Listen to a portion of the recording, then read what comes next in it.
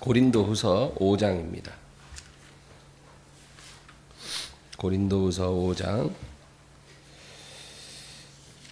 8절부터 10절.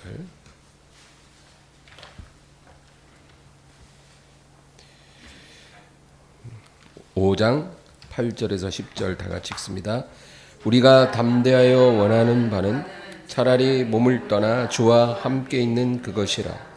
그런즉 우리는 몸으로 있든지 떠나든지 주를 기쁘시게 하는 자가 되기를 힘쓰노라. 이는 우리가 다 반드시 그리스도의 심판대 앞에 나타나게 되어 각각 선악간에 그 몸으로 행한 것을 따라 받으려 함이라. 아멘.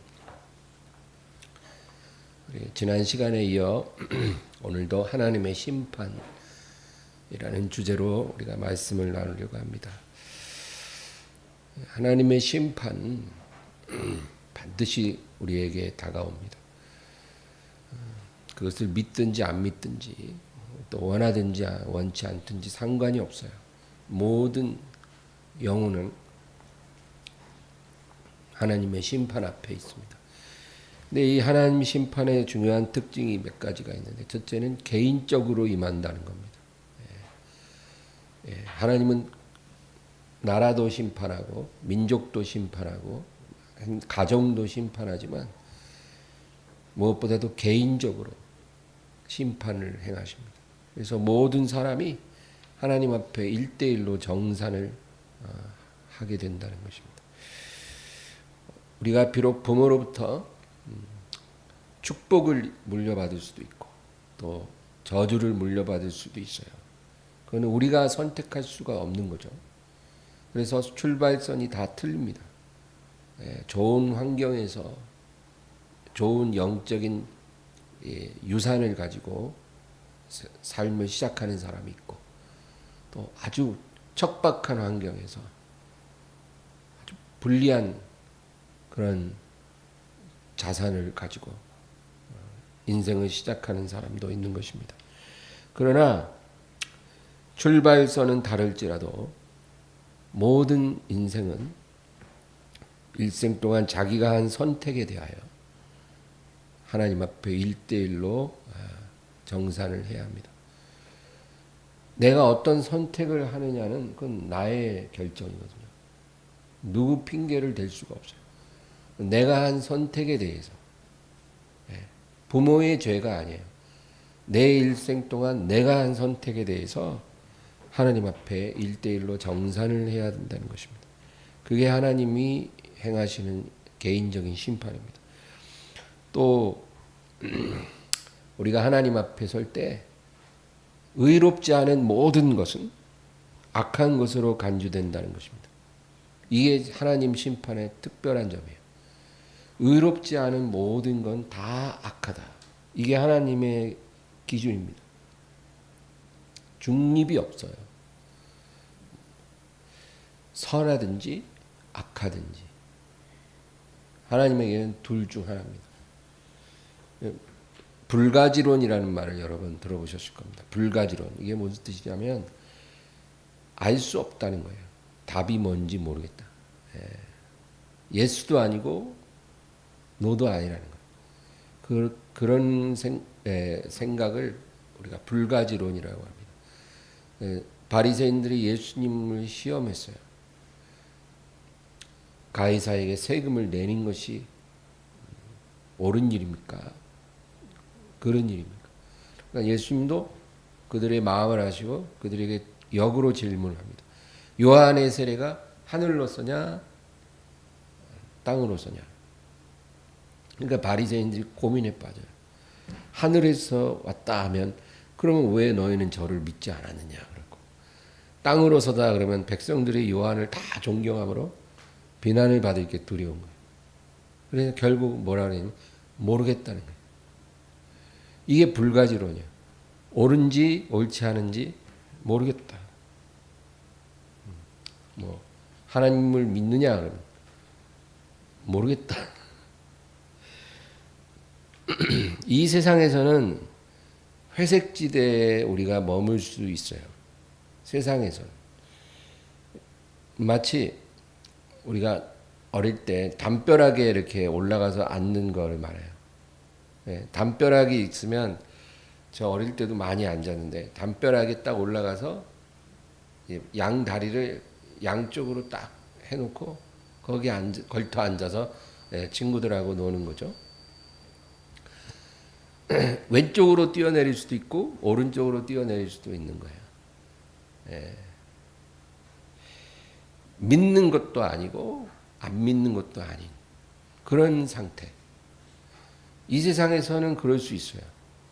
어떤 사람이 하나님을 믿는 것도 아니고 안 믿는 것도 아닌 그런 상태로 살아갈 수 있어요. 하나님을 믿지만 예배드리지 않는 사람. 그렇죠? 하나님을 알지만 사랑하지 않고 하나님을 두려워하지만 순종하지 않는 그런 상태로 우리가 이 세상에서 살아갈 수 있다는 거죠. 그런 사람들이 얼마나 많아요. 그러나 그리스도의 심판대 앞에서 이런 사람을 위한 자리가 없다는 겁니다. 이게 하나님의 심판의 명확성이에요. 예전에 뭐 영화 제목 중에 노인을 위한 나라는 없다 이런 영화도 있었는데 회색 인간을 위한 천국은 없습니다. 믿는 것도 아니고 안 믿는 것도 아닌 사람이 머물 수 있는 자리가 천국에는 없어요. 그래서 여러분 우리는 이 세상에서 우리의 색깔을 분명하게 결정해야 합니다. 그 기회가 이 세상에서만 주어져요. 천국에 가면 주님 앞에 서면 우리의 운명이 결정이 되는 것이지 우리가 선택할 수 있는 게 아니에요. 그때는 이미 선택의 시간은 끝났고 우리의 운명이 하나님에 의해서 결정이 되는 그런 순간이 오는 겁니다. 우리가 우리의 운명을 선택하는 것은 이 세상에서만 가능해요. 여러분 교회에도 성령이 강하게 역사를 하면 교회가 둘로 나눠지는 거 아세요? 네. 교회에 성령이 강하게 역사하기 시작하면 성도들이 둘로 쫙 갈라져요. 네. 하나님께 온전히 속한 사람과 그냥 거기서부터 완전히 분리돼서 떨어져 나가는 사람. 이렇게 교회가 반으로 쫙 갈라져요. 홍해처럼. 근데 성령의 역사가 약하면 이런 사람들이 이렇게 어우러져서 섞여 있지만 교회에 성령이 강하게 임하면 완전히 흑백같이 쫙 갈라져 버려요. 그게 하나님이 임하는 자리에 일어나는 현상입니다. 앞으로 장차 예수님이 우리 이 세상에 오시면 모든 사람이 그렇게 나눠질 겁니다. 양과 염소로. 예수님 비유에도 나오죠. 그날에 하나님께서 좌정하실 때 양들은 우편에 염소는 좌편에 주님 말씀하셨어요. 그렇게 된다는 거예요. 뭐 중간에 머무를 수 있는 사람이 한 명도 없어요. 그 불가능한 일이에요. 주님이 오시면 양이든 염소든 둘 중 하나예요. 우리의 운명은. 알곡이든 가라지든. 알곡은 모아서 어디로 가요? 창고로 들어가고 가라지를 모아서 꺼지지 않는 불에 던지는 거예요. 또 슬기로운 처녀와 어리석은 처녀로 이렇게 딱 나눠지는 거예요. 슬기로운 처녀는 신랑과 함께 혼인잔치에 들어가고 문이 닫히고 어리석은 처녀들은 못 들어가고 밖에서 문 열어달라고 하는 거예요. 그러나 문이 열리지 않는 거예요. 이런 성경의 비유가 아주 우리에게 엄중하게 다가와야 합니다. 우리의 운명을 결정할 수 있는 시간은 지금밖에 없어요. 마태복음 12장을 한번 보겠습니다.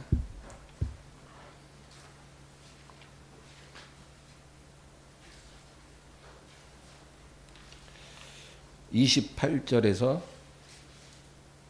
30절. 12장 28절에서 30절 다 같이요. 그러나 내가 하나님의 성령을 힘입어 귀신을 쫓아내는 것이면 하나님의 나라가 이미 너희에게 임하였느니라. 사람이 먼저 강한 자를 결박하지 않고서야 어떻게 강한 자의 집에 들어가 그 세간을 강탈하겠느냐. 결박한 후에야 그 집을 강탈하리라. 나와 함께 아니하는 자는 나를 반대하는 자요 나와 함께 모으지 않는 자는 해치는 자니라. 여기 보면 내가 하나님의 성령을 힘입어 귀신을 쫓아내는 것이면 하나님 나라가 이미 너에게 임하였다 그러거든요. 이게 무슨 말이냐면 하나님 나라가 임하면 귀신들이 견디지 못하고 나가는 역사가 일어나요. 우리 개인에게도 그렇습니다. 성령이 우리에게 임하면 우리 안에 하나님 나라가 이루어지잖아요. 그러면 우리 안에 오래 머물던 귀신들이 못 견디고 나가요. 또 우리 가정에 성령이 역사하기 시작하면 그 가정에 있던 귀신들이 못 견디고 나가요. 교회도 마찬가지죠. 성령이 임하는 것은 곧 하나님 나라가 임하는 것이고 그러면 귀신들은 견디질 못한다 그 얘기예요. 그래서 사람 안에 있는 귀신들이 다 나가서 자유케 된 그 사람이 하나님께 복종하든지 아니면 그 귀신과 사람이 그냥 같이 튕겨져 나갈 수도 있어요. 예. 그래서 성령이 가정에 임하고 교회에 임하면 사람들 안에 있던 더러운 귀신들이 나가고 그 사람은 하나님께 복종하게 될 수도 있고 아니면 끝까지 복종하지 않는 사람은 그 안에 있는 귀신과 함께 다 떨어져 나가는 거예요. 교회 밖으로. 그렇게 하나님 나라가 임하면 그런 일이 일어난다는 거예요. 근데 예수님이 또 30절에 뭐라 그랬냐면 나와 함께 아니하는 자는 나를 반대하는 자요 나와 함께 모으지 아니하는 자는 해치는 자니라. 주님께 온전히 돌아와서 주님께 복종하지 않는 자들은 어떤 자예요? 주님을 반대하는 자라. 주님께 복종을 안 하면 그 사람은 곧 주님을 반대하는 거고 주님을 미워하는 거고 또 해치는 자라는 거예요. 모으는 게 아니라 해치는 자. 그러니까 예수님이 말씀하신 요지는 중립은 없다는 거예요. 만약에 어떤 사람이 지금 주님 말씀 앞에 순종하고 주님을 따르기로 결정하지 않으면 그 사람은 믿는 것도 아니고 안 믿는 것도 아닌 그런 게 아니라 주님을 반대하는 자예요. 하나님의 진노 아래에 있다 그 얘기죠. 하나님 앞에서 중립이란 없어요. 우리 운명은 둘 중 하나로 결정되는 거예요. 우리가 살기를 위해서 예수님께 순종하기를 선택하면 우리는 영생을 얻는 거고 우리가 그것을 선택하지 않으면 우리가 가만히 있을지라도 우리는 주님을 반대하는 자라고 간주되는 거예요. 로마서 14장을 또 보겠습니다. 로마서 14장 22절 23절 22절 23절 다 같이요. 내게 있는 믿음을 하나님 앞에서 스스로 가지고 있으라. 자기가 옳다 하는 바로 자기를 정죄하지 아니하는 자는 복이 있도다. 의심하고 먹는 자는 정죄되었나니 이는 믿음을 따라하지 아니하였기 때문이라. 믿음을 따라하지 아니하는 것은 다 죄니라. 어떤 음식을 먹을 때 의심하며 먹는 자는 이미 정죄되었다는 거예요. 그러니까 하나님께서 그를 무죄하다고 하지 않는다는 거예요. 그 음식이 잘못됐기 때문이 아니고 믿음 안에서 먹지 않았기 때문에 그 행위가 하나님께 연락되지 않고 정죄된다. 그러니까 성경이 말하는 건 뭐예요? 믿음으로 살지 않는 인생은 다 죄된 인생이라는 거예요. 이 세상에 80억이 살아요. 그 중에서 날마다 주님을 의지하고 아침 저녁으로 하나님을 향해 예배하는 그런 사람들이 몇 명이나 있겠어요? 80억 중에. 그러면 그 소수의 사람이 아닌 나머지는 뭐예요? 믿음으로 살고 있지 않은 거예요. 하나님을 하나님 되게 하지 않는 거예요. 그런데 그들 중에도 양심적으로 사는 사람들이 있거든요. 아주 고상한 인격을 가진 사람들도 있거든요. 그러나 하나님은 그런 것을 인정해 주지 않는다. 믿음으로 살지 않는 인생은 다 죄된 인생이고, 믿는 사람들이라 할지라도 믿음으로 하나님을 섬기지 않으면 그거는 다 불타버리게 되는 헛된 일이라는 거예요. 그게 성경이 우리에게 말씀하는 거예요.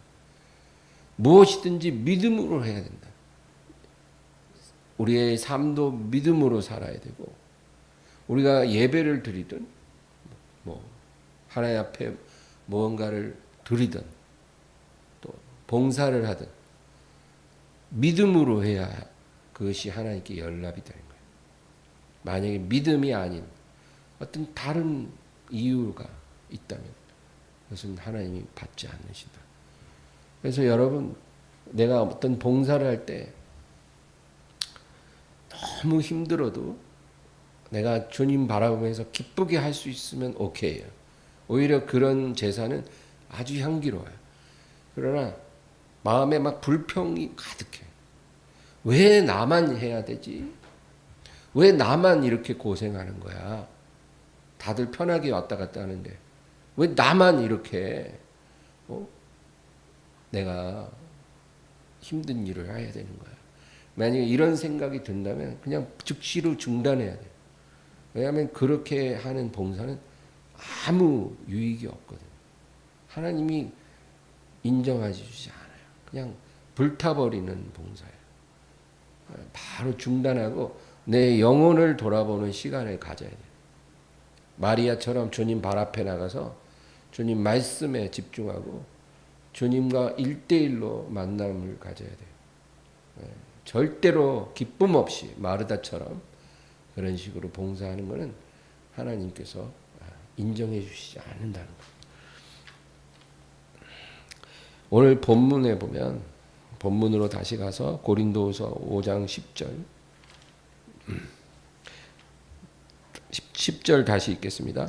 이는 우리가 다 반드시 그리스도의 심판대 앞에 나타나게 되어 각각 선악간에 그 몸으로 행한 것을 따라 받으려 함이라. 아주 명확한 말입니다.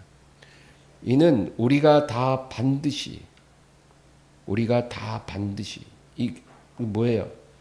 한 명도 예외 없이 반드시 어느 누구도 열애 없이 반드시 그리스도의 심판대 앞에 서게 되리라. 우리가 다 주님 앞에 선다는 거예요. 예외 없어요. 그리고 각각 선악간에 그 몸으로 행한 것을 따라 받게 되리라. 선악간에 우리가 행한 것을 따라 받게 된다.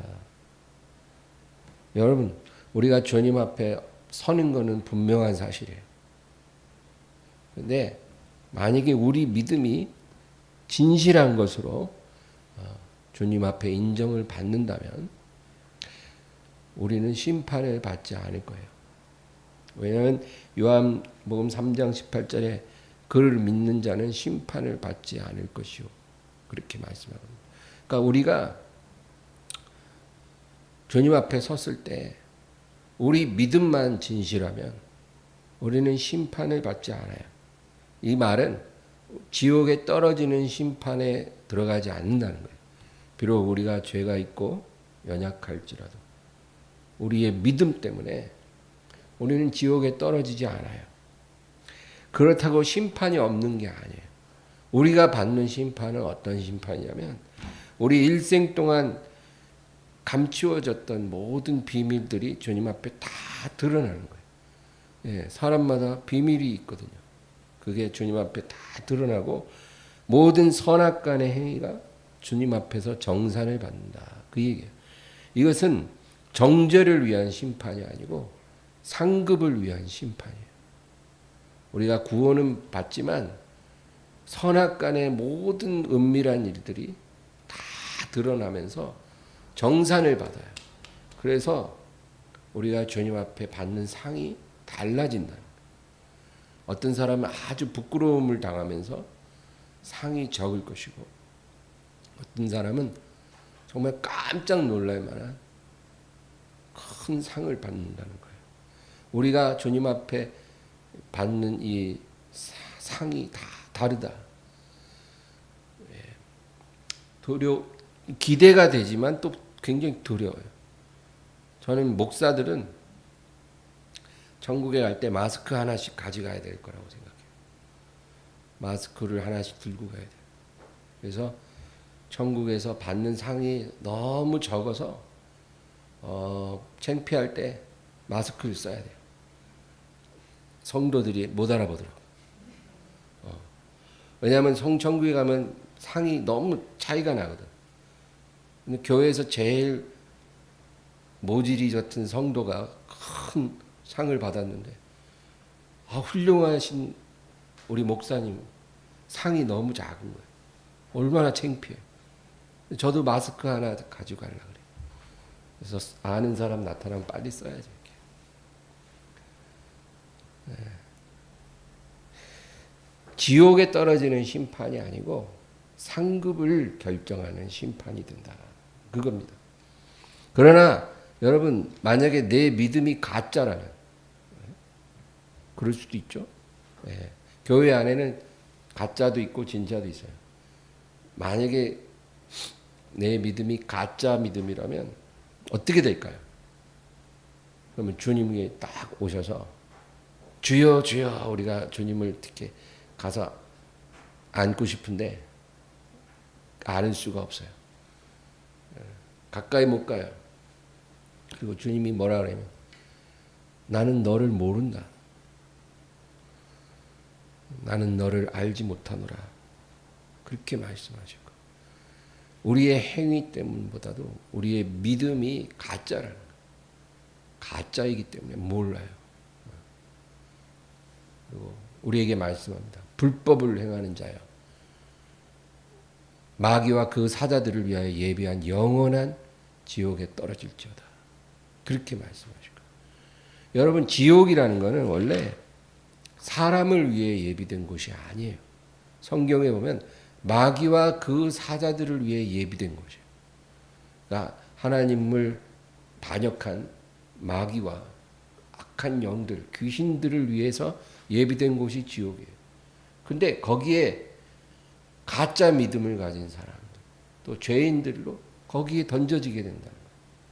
여러분, 지옥에 들어가면 성경에는 슬피 울며 이를 갈게 될 거라 그랬는데, 자기를 저주하게 될 거예요. 자기를 저주하는 거예요. 왜? 내가 여기 안 오고 저 천국에 갈 수 있는 기회가 너무 많았다는 걸 알게 됩니다. 이 세상에 사는 동안 내 운명을 결정할 수 있는 시간이 충분했어요. 그런 기회가 충분히 많았는데도 내가 그걸 다 무시해버린 거예요. 그리고 결국 그렇게 내 인생이 끝나고 내가 지옥에 떨어진 거예요. 그거를 깨닫고 자기를 저주하는 거예요. 영원히 그 고통 속에서 자기를 저주할 거예요. 여러분, 이렇게 되지 않기를 바랍니다. 내 믿음은 어떤 믿음일까? 진짜 믿음일까? 가짜일까? 주님만이 아실 것입니다. 여러분, 베드로가요, 굉장히 자신만만했거든요. 정말로 자기 자신에 대해서 확신이 있었어요. 그래서 모든 사람이 다 주를 버려도 나는 주님을 떠나지 않겠습니다. 정말로 자기가 말한 것에 책임질 수 있는 자신이 있었어요, 베드로. 그런데 어떻게 됐어요? 그날 밤 하루가 지나기 전에 3번 부인하고 완전히 무너졌죠. 나중에 주님이 오셔서 네가 나를 이 모든 사람보다 더 사랑하느냐? 그렇게 질문하잖아요.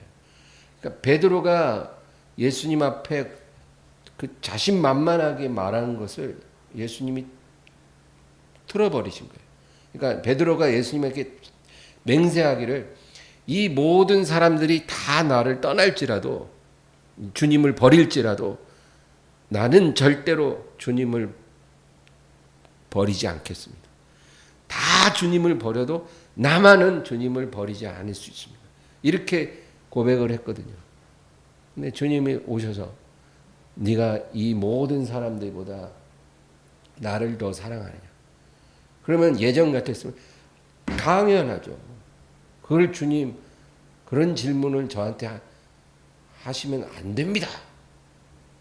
그렇게 막 주님을 야단쳤을 거예요. 예. 어떻게 저를 뭘 보고 그런 정말 무례한 질문을 하십니까? 저를 모욕하신 거 아닙니까? 그랬을 베드로인데, 근데 그 질문을 받았을 때 뭐라고 대답했어요? 주여, 내가 주를 사랑하는지를 주님이 아시나이다. 완전히 대답이 달라진 거예요. 자기가 주님을 사랑하는지를 주님이 아십니다. 주님의 판단이 중요하다는 거예요. 나는 나 자신을 말할 수 없다는 거예요. 주님이 아시나이다. 여러분 고린도전서 4장 한번 볼까요? 고린도전서 4장 3절부터 5절 다 같이요. 너희에게나 다른 사람에게나 판단받는 것이 내게는 매우 작은 일이라. 나도 나를 판단하지 아니하노니 내가 자책할 아무것도 깨닫지 못하며 이로 말미암아 의롭다함을 얻지 못하노라. 다만 나를 심판하실 이는 주시니라. 그러므로 때가 이르기 전 곧 주께서 오시기까지 아무것도 판단하지 말라. 그가 어둠에 감추인 것들을 드러내고 마음의 뜻을 나타내시리니 그때 각 사람에게 하나님으로부터 칭찬이 있으리라. 예, 보세요. 너희에게나 다른 사람에게나 판단받는 것이 내게는 매우 작은 일이라. 예, 사람들이 나에 대해서 어떤 판단을 하든지 그거는 나에게 중요하지 않다. 그 사람들이 나를 향한 어떤 칭찬을 하든 비판을 하든 사람들이 나에 대해서 말하는 그런 평판은 내게는 아주 작은 일이라는 거예요. 그리고 나도 나를 판단하지 않는다는 거예요. 왜? 의미가 없으니까. 내가 나를 판단하는 것도 의미가 없어요. 자기 스스로 엄청난 자부심을 가진 사람들은 조심해야 돼요. 왜냐하면 자기가 자기에 대해서 느끼는 그 자부심이 별로 중요하지 않기 때문에. 사람들은 내가 일평생 주를 따르고 뭐 수없이 많은 봉사를 하고 정말로 주님을 위해 많은 일을 했습니다. 이렇게 쉽게 말을 하죠. 다 그게 이제 자기에 대한 자부심이에요. 내가 이렇게 살아왔다는 거예요. 물론 훌륭하죠. 그러나 조심해야 돼요. 우리가 우리 스스로를 판단하는 것은 중요하지 않아요. 그래서 바울은 나도 나를 판단하지 않고 뭐라 그래요? 다만 나를 판단하실 이는 주시니라. 우리 모두를 판단하실 수 있는 분은 오직 주님밖에 없어요. 그러니까 여러분, 나 스스로도 나를 판단할 필요가 없고 사람들이 나에 대해서 뭐라고 말하든지 그렇게 중요한 게 아니에요. 그냥 한 귀로 듣고 한 귀로 흘려야 돼요. 칭찬을 해도 그렇고 또 비판을 해도 그래요. 그리고 그 비판을 들었을 때는 곰곰이 생각하면서 하나님이 내게 뭐라고 말씀하시는지, 하나님의 뜻 안에서 그 비판이 임한 거면 내가 고칠 건 고쳐야 되겠지만 좋은 방향으로 내가 변화되면 그만이에요. 사람들이 나를 안 좋게 본다고 해서 너무 그렇게 낙심할 필요가 없어요. 그리고 5절이 중요해요. 5절 다시 읽겠습니다. 그러므로 때가 이르기 전 곧 주께서 오시기까지 아무것도 판단하지 말라. 그가 어둠에 감추인 것들을 드러내고 마음의 뜻을 나타내시리니 그때 각 사람에게 하나님으로부터 칭찬이 있으리라. 주님 오실 때까지 아무것도 판단하지 마라. 이게 옳고 그름을 분별하지 말라는 말이 아니에요. 여러분, 우리는 옳고 그른 거를 분별할 수 있어야 돼요. 그래야 우리가 넘어지지 않아요. 뱀처럼 지혜로워야 돼요. 분별은 해야 되되 절대로 자랑하지 말고 또 비판하지 말라. 그거예요. 분별을 하라는 거지. 자랑하고 비판하지 말고 어떤 결론을 내리지 말라, 그거예요. 어떤 사람이 뭔가 잘못된 길로 가면 내가 그것이 잘못됐다는 건 분별해야 돼요. 그러나 그 사람이 하나님 앞에 어떻게 될지에 대해서는 우리가 결론을 내리면 안 돼요. 지금은 비록 부족한 모습이 있어도 어떻게 변화될지 모르는 거예요. 주님이 오실 때 모든 감추인 일들과 마음의 뜻을 드러내시고 각 사람에게 하나님으로부터 칭찬이 있으리라. 주님 오시면 모든 것이 다 드러난다. 비밀스러운 감추어진 일들이 다 드러나고 우리 마음의 동기, 숨은 동기가 다 드러나는 거예요. 그래서 우리가 볼 때 너무 대단한 하나님의 큰 사역을 한 사람들이 완전히 나락으로 떨어지는 걸 보게 되는 거예요. 왜? 우리가 모르는 부분들이 있거든. 또 우리가 전혀 주목해 보지 않았던, 평상시에 대수롭지 않게 여겼던 그런 사람들이 하나님 앞에 아주 존귀케 되는 그런 일들을 우리가 보게 된다는 거예요. 그날에 각 사람에게 하나님으로부터 칭찬이 있으리. 여러분, 우리는 그걸 향해 달려가야 돼요. 예, 우리의 목표는 그거예요. 예. 이 세상에서 뭐 좀 남보다 앞서고 잘난 사람 되는 게 중요한 게 아니에요. 우리는 주님이 오시는 날에 각 사람에게 칭찬을 주실 때 바로 그때 우리의 모든 소망이 이루어지는 겁니다. 마지막으로 고린도전서 3장, 바로 같은 페이지예요. 3장 12절에서 15절. 다 같이요. 만일 누구든지 금이나 은이나 보석이나 나무나 풀이나 짚으로 이 터 위에 세우면 각 사람의 공적이 나타날 터인데 그날이 공적을 밝히리니 이는 불로 나타내고 그 불이 각 사람의 공적이 어떠한 것을 시험할 것임이라. 만일 누구든지 그 위에 세운 공적이 그대로 있으면 상을 받고 누구든지 그 공적이 불타면 해를 받으리니 그러나 자신은 구원을 받되 불 가운데서 받은 것 같으리라. 모든 사람들은 그리스도 예수라는 동일한 터 위에 자기 공적을 세운다고 말씀합니다. 이거는 불신자들 얘기가 아니라 하나님의 자녀들 얘기예요. 모든 성도들은 그리스도 예수라는 터 위에 자기 공적을 쌓아가는 거예요. 이 세상에서. 공적이 뭐예요?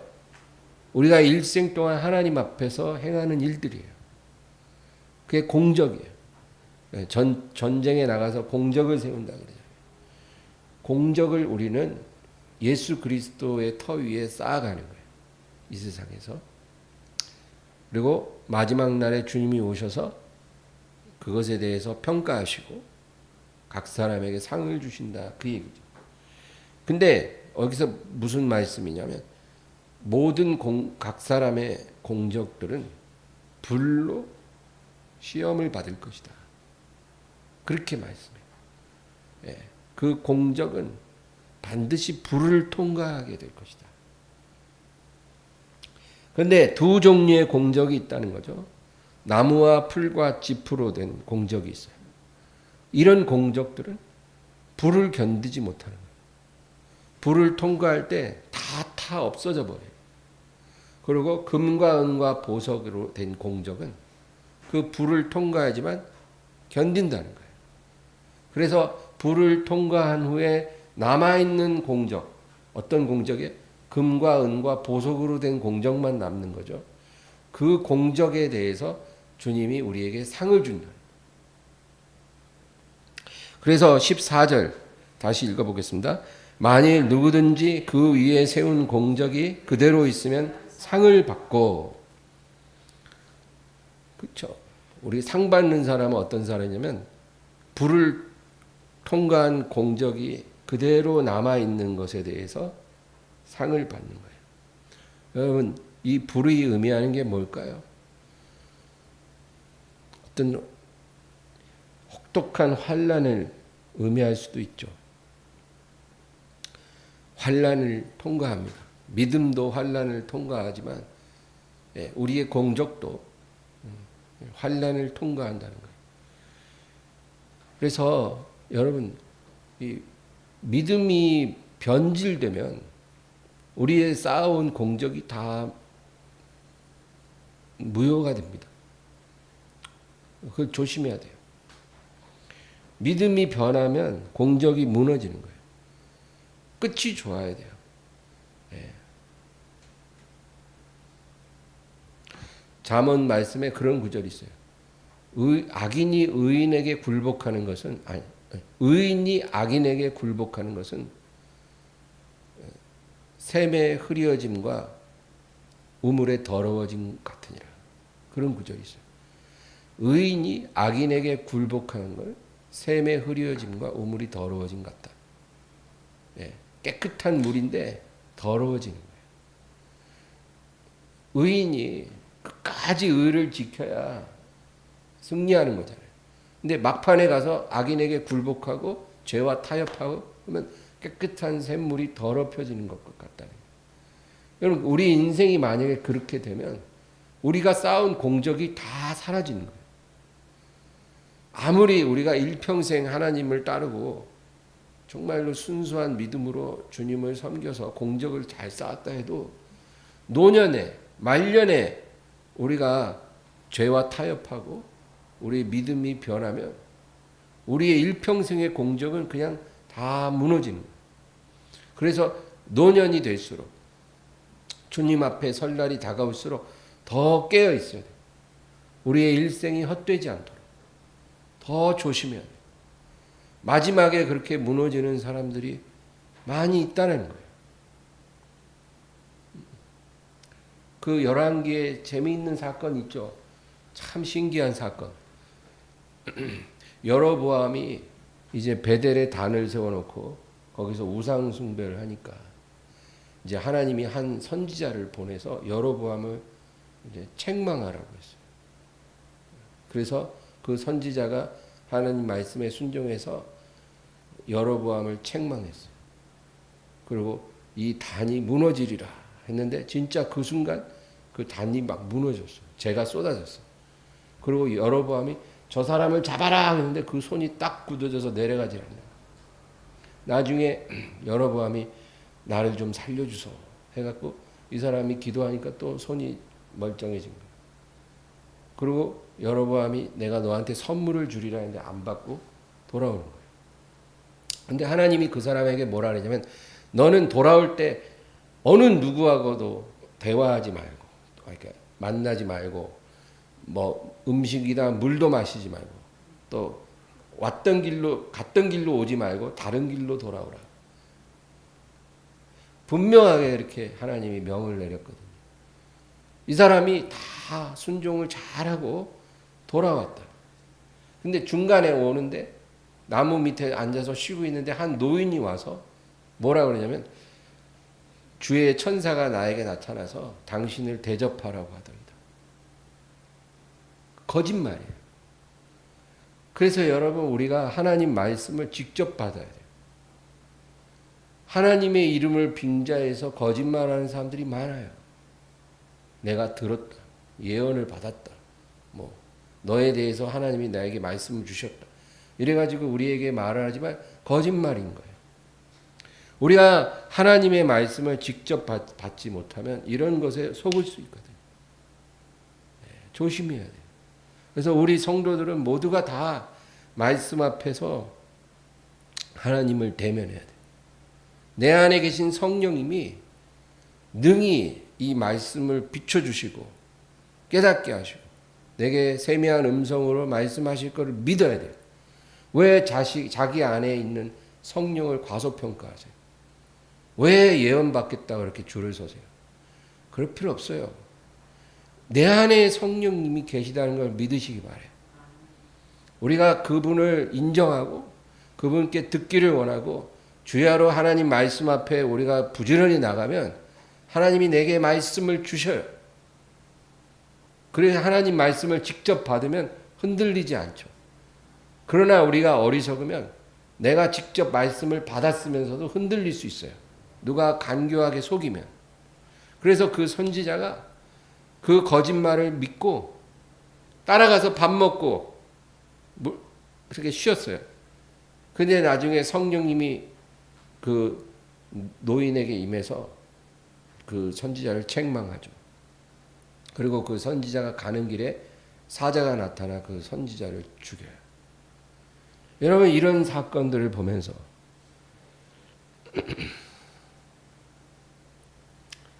우리가 막판에 믿음이 더럽혀지거나 우리가 미혹돼서 우리가 넘어지면 우리의 모든 공적이 다 사라진다는 거예요. 이제까지 그렇게 순종하면서 주님 앞에 잘해왔다 해도 마지막에 넘어지면 안 된다는 그 얘기죠.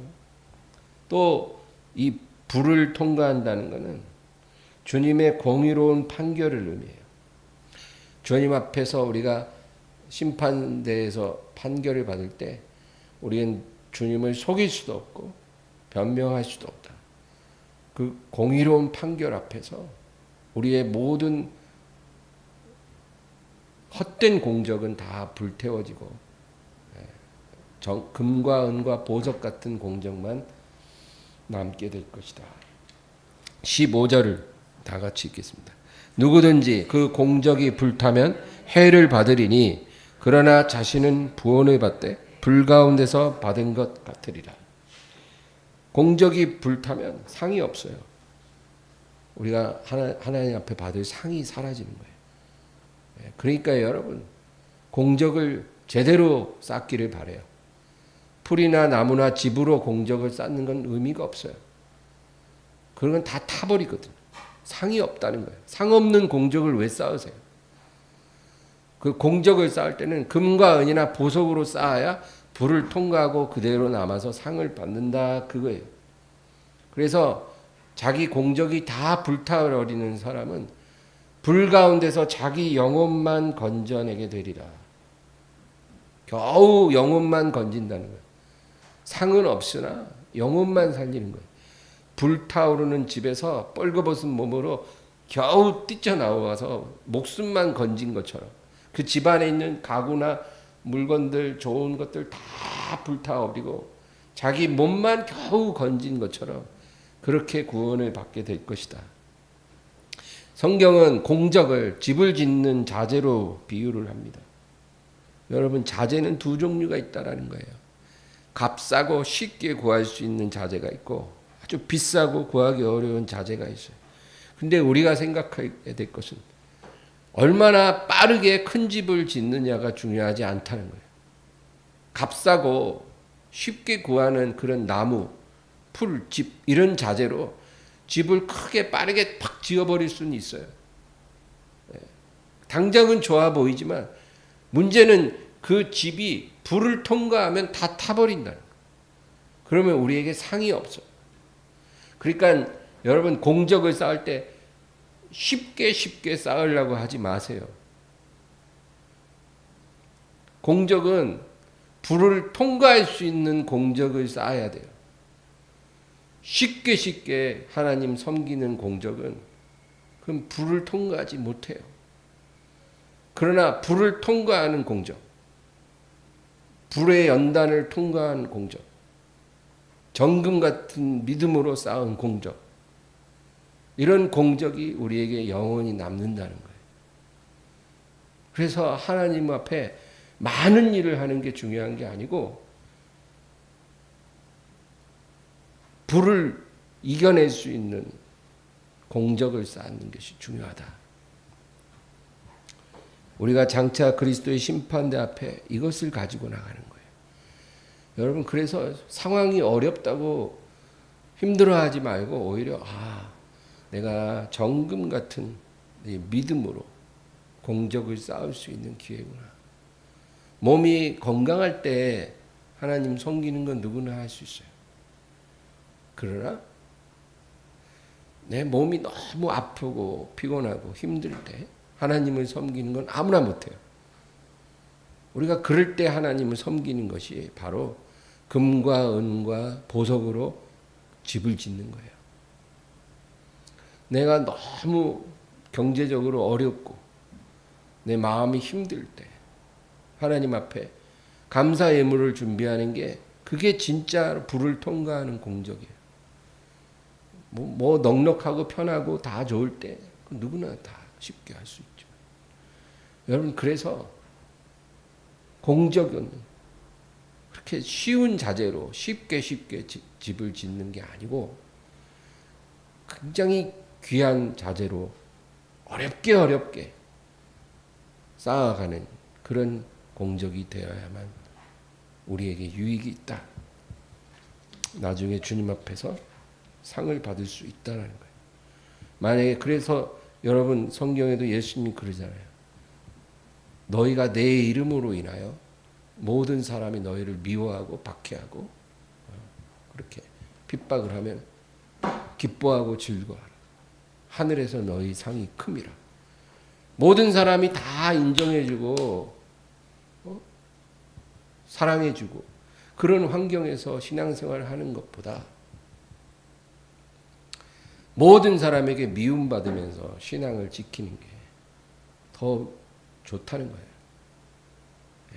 이거 깨닫기 바라요. 기뻐하고 즐거워하라. 너희의 상이 큼이라. 그러니까 환경이 어렵고 상황이 힘들면 낙심하라고 그렇게 하는 게 아니라 하나님이 우리에게 복을 주시고 상을 주시려고 우리에게 그런 상황을 주신 거예요.